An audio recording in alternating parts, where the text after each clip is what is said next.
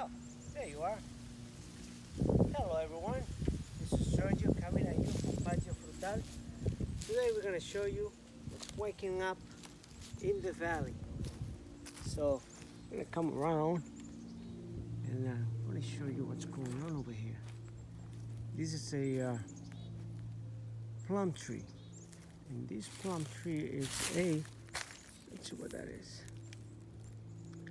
Ozark Premier, a dwarf plum tree. And I'm pointing that because that's very important for your yard, as well as mine. But it is important that you decide what kind of plant you want in your yard. This is a dwarf plum tree. That one is about 5 years old, planted in the ground. And as we can see, there's a lot of activity going on.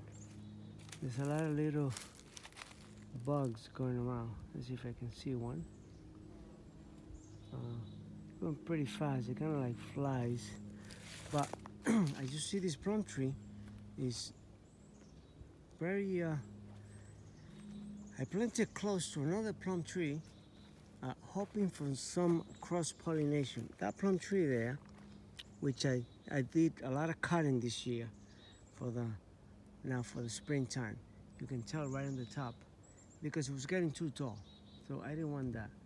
You can see a lot of bugs flying in there to the flowers, so they're doing the cross pollination. Those are called not carpenter, mason bees. That's what they are. They look kind of like flies or ants, but they're mason bees, and they're good to have. They just move too fast. They don't sit down for too long like regular honeybees. But they're good to have because they'll do the cross pollination here, and that's what I want. So as you can see, today is April the 13th, and mason bees are flying, not regular honeybees, because temperature today for us is an upgrade. Is 70 degrees Fahrenheit, which is warm already.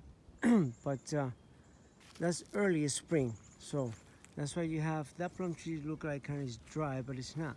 As you can see on the tip over here, you can see there's a lot of flowers coming, but they're just a little late. They'll probably take another 3 or 4 more days and they'll open up. So I got 3 plums over here. This one, it's barely having little buds, flower buds. And I also put this over here to get cross-pollination for this tree, because these plum trees are unbelievable. The smell of the fruit, it's strong, super sweet and delicious. And over here I have a damson plum, and this is a standard. So when it says a standard, that means it's going to grow a lot. And as you can see, I don't know if you can see, but this tree, I'm shaping it the way I want it. So it's all tied up. Back up a little bit. It's all tied up, and the way I can control the height. Right now it's about 5.5 feet tall. I mean, that's the way I have it bended down to 5.5 feet tall. And I'm gonna try to keep it at that level because I got scissors, so I'll keep them in that height. That way you don't get the need to have ladders to pick up our fruit. Now we're coming into this pear tree, and you're gonna see that they have tons of flower buds. It's gonna have a lot of fruit. Last year, see that? Look at that. That's having some flower buds.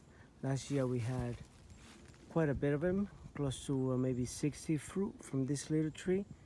And this one we're keeping it about that's 6.5 feet tall. Yeah, so that's the height it's gonna be. And I'll show you on the ground here, so you see really what's got trimmed. You see here a lot of sticks. You see that they still have flowers on it and stuff, but all these were cut because you have to maintain the plant so the airflow is not interrupted by crossing branches and stuff. So this one has 3 layers already. As you can see down here, we have the first layer, then it comes the second layer. Actually, this is the fourth, and now it's the fifth, and it's going to stay on the fifth layer. It's not going to be because, as you know, well, I don't know if you know, but pear trees, they love to grow parallel. And you see those branches, they are tied down. You see how long they are? They're 2 meters long. So I tie them down and I keep them like that. So what I usually do is I tie them and I clip the end off. That way they'll stop growing, you see here? Because otherwise they'll keep on growing sideways. So you can just control that, because in case you have a heavy crop and then they'll break your branches. So, all right, we're gonna move on. And this is the only flowering cherry tree. Only produces flower. The cherries are not edible. They might be, but I don't know. Those are peach trees. You can see they have little flowers on already, but they are early on the spring yet. They're barely opening up. So, right, so we're gonna be quick. So as you can see, there's a peach flowers, and you can see it has tons of it. Tons of it. Let me back up a little bit so you can see how big that tree is. That tree is about 13 feet tall. So that's why you have to learn from past experience. I don't want to climb up there, because usually when the fruit falls from there, hits the ground, gets messed up. So I don't want to get my fruit messed up. So like this one here, this is a nectarine. And this one is ready to start blooming. Look at that, it's loaded with tons of flowers. Look at that, let me get that tag. That tag, see that tag?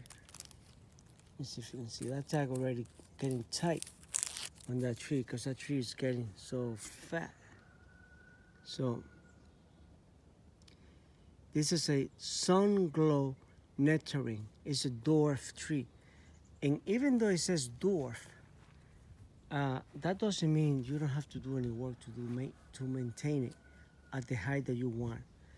This tree has been on the ground for around 9 years, right? So I cut some of your branches. I'll show you down there in the ground.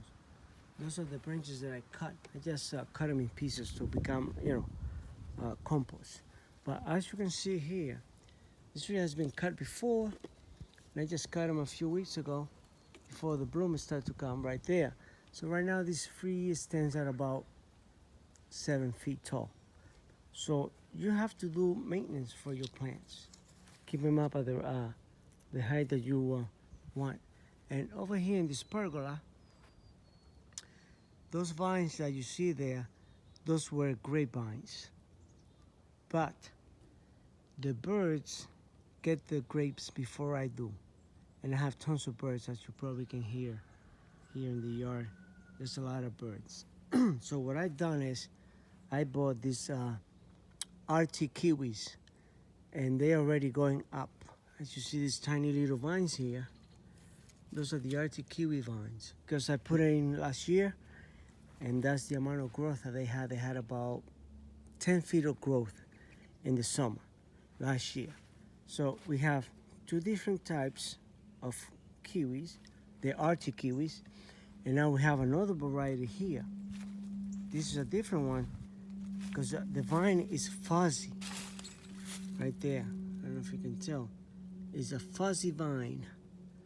You probably can appreciate it. It's fuzzy. So I really don't know what kind of kiwi these are gonna be, because I bought this in one of the big box store called Lowe's.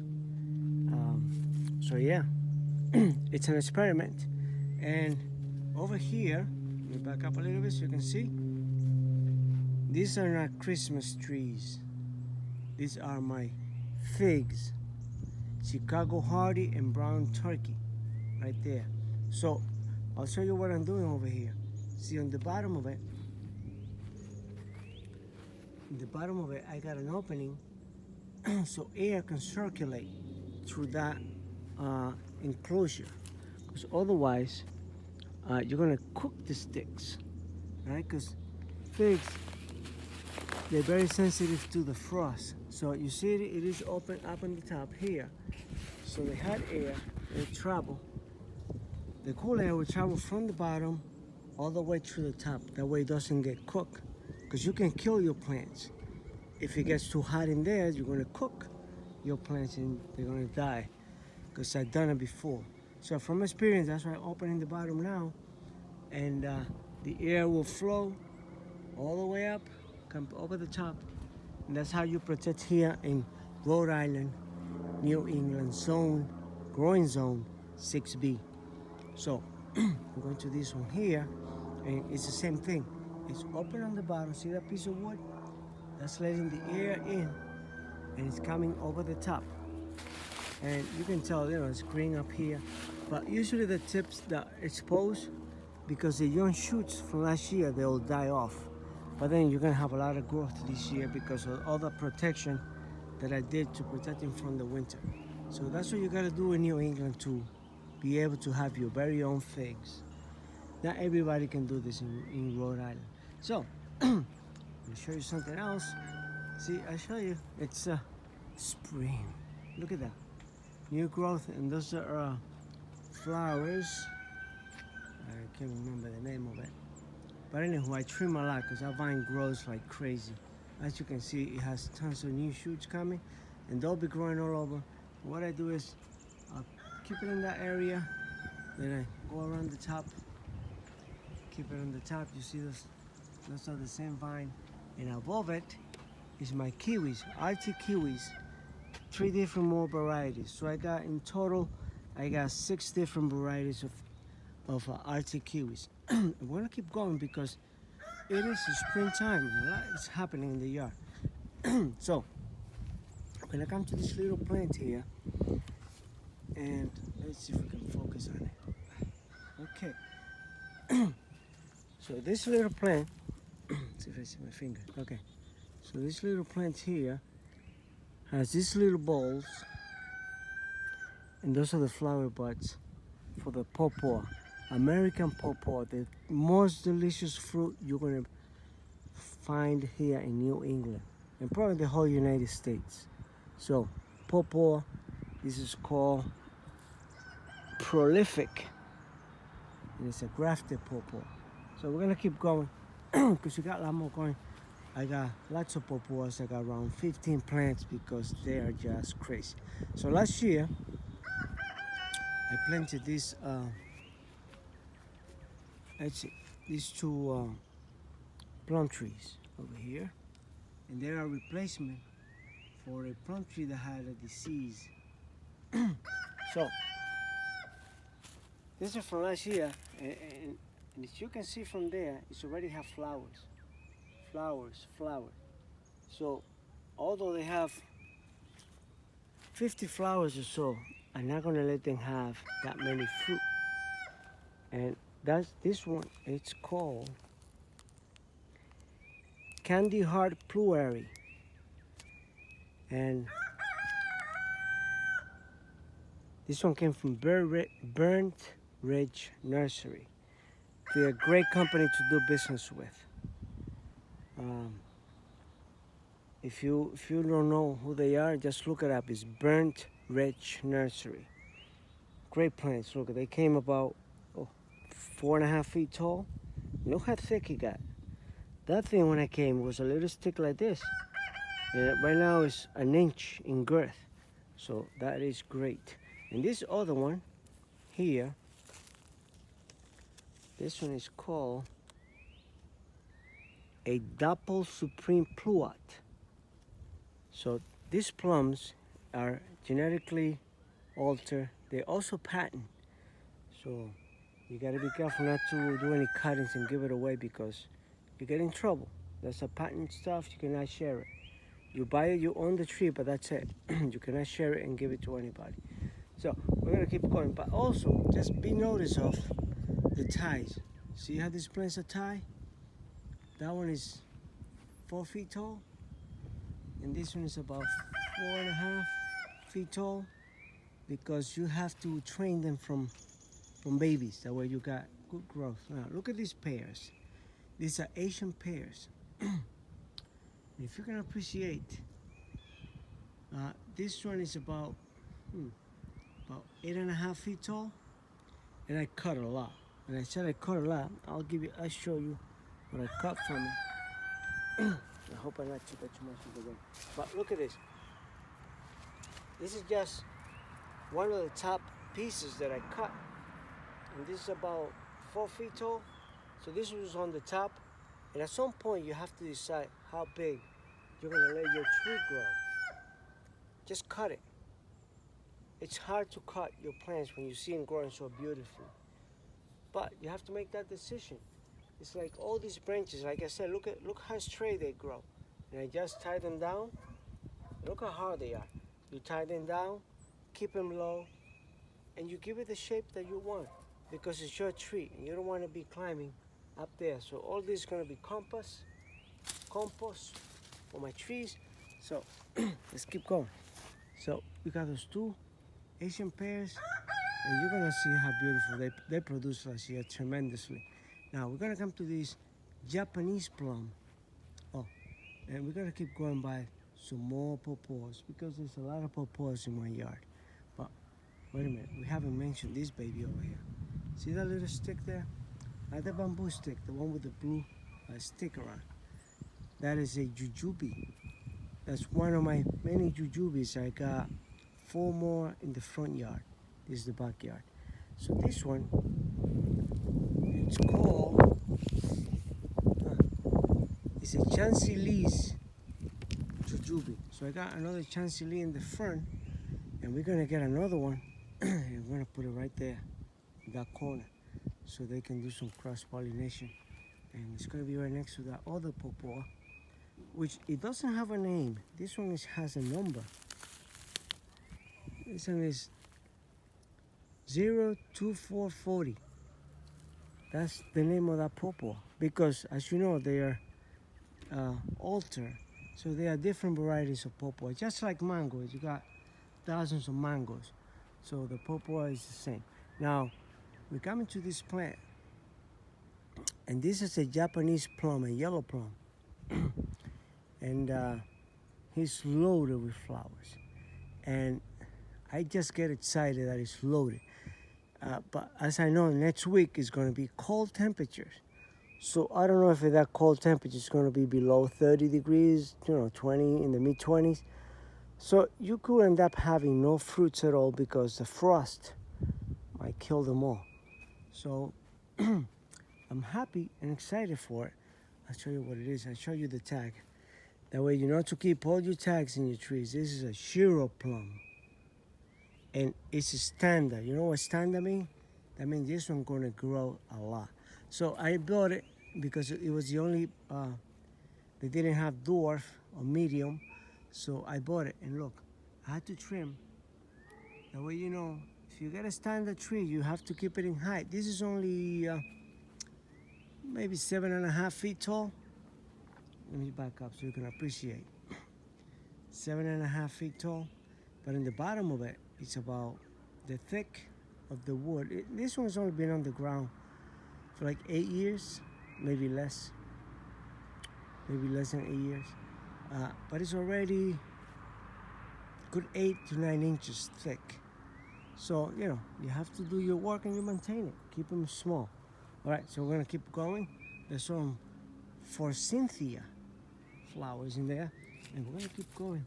Show you some more flowers. That is the sign of a spring over here in Hope Valley. So this other plum tree, and this is a dwarf I planted. It's not too far from the Japanese plum. This is a dwarf. It's called the Burbank Elephant Heart. It's a very red plum. It looks like blood. It's so red.